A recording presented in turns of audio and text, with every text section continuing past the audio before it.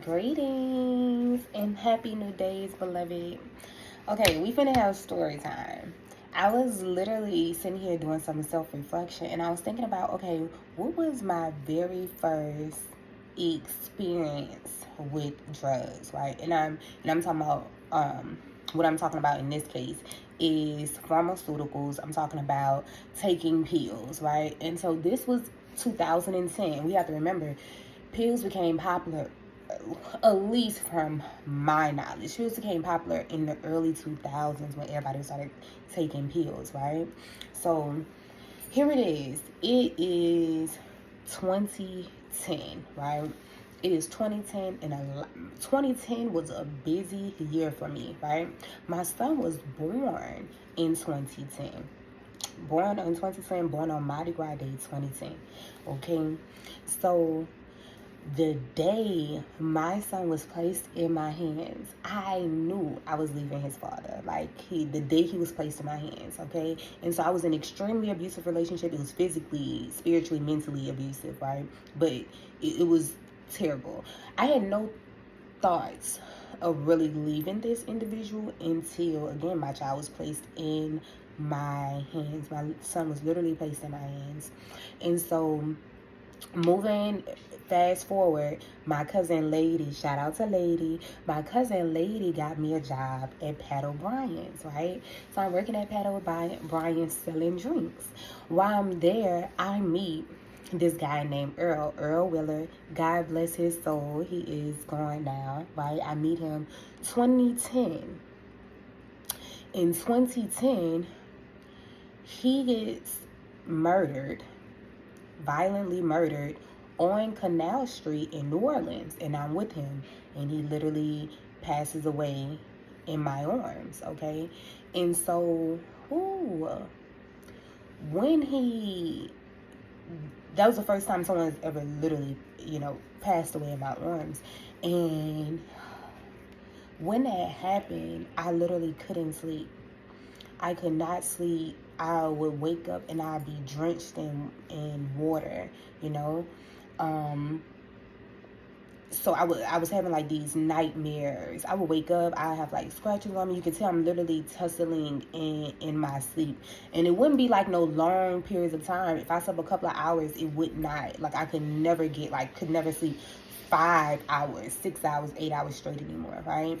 And so I never forget. I don't even know what Eric ate. I was standing on Frenchman Street in the 7th Ward. I was standing on Frenchman Street in the 7th Ward. And I do not know Eric's last name. I cannot think. My sister probably know. But this guy, Eric, was the first person who offered me some pills. And I remember it was Xanbars. And, he was like, he understood what had happened, like the situation that had taken place. He understood what had happened, and he felt like that could help me. Like, oh, you gotta do something to get you some sleep, And so that was my first encounter.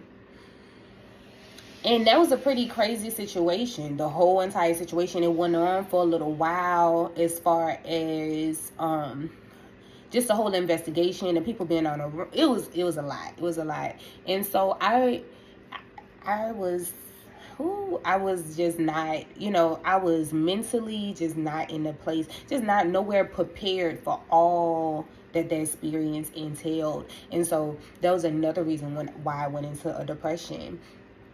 Going into that depression, again, I did not understand what it was. I didn't understand what was just happening. I had not even processed the situation that happened with my child's father and his. Months later, this situation happens. And yeah, this was on Black Friday 2010. This happened and I had never truly processed that event. Wound up going into a depression, and that's when I started really using drugs and alcohol as the way to like mend my feelings and mend my heart.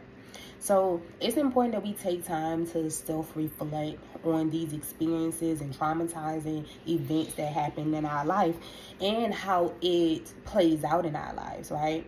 After that situation of like literally experiencing bullets flying over your head and having someone die in your arms, for 2 years straight, I was literally so terrified. And this is the truth. I was terrified of black men. I'm talking about really terrified. I'm talking about I didn't care what time of day it was. If they was coming down the street, I was going on the other side. I had really found myself in a zone, just, it was a terrible place to be. And to feel this way about your brothers, right? So these are the very people that can be your uncles, brothers, cousins, your, these are my people. And so to have this deep fear and to be terrified and to be in that place and to also think that that was it, that I wasn't going to be able to create another reality from there. So this is why it's important for us to self-reflect, self-evaluate. It allows for you to understand, why am I starting this behavior? What exactly am I trying to cover up? So my experiences early on with drugs was simply me just trying to mend my heart and find an easy, a safe landing, right? I just wanted to feel better, not realizing that there was a more healthier way to feel better. So this is just another example of why it's important for us to have conversations with our friends, have these conversations with ourselves, do self-reflection, do video journaling for those who don't like writing, doing video journaling, going back to watch those videos to watch your growth and to see where you can make space for growth and to question your behavior. Question why you're using drugs the way you are. Question why you're drinking the way you are. Question why you're neglecting your self-care. Question your behavior. Question your positive behavior. Question your negative behavior. Understand the root of it, okay?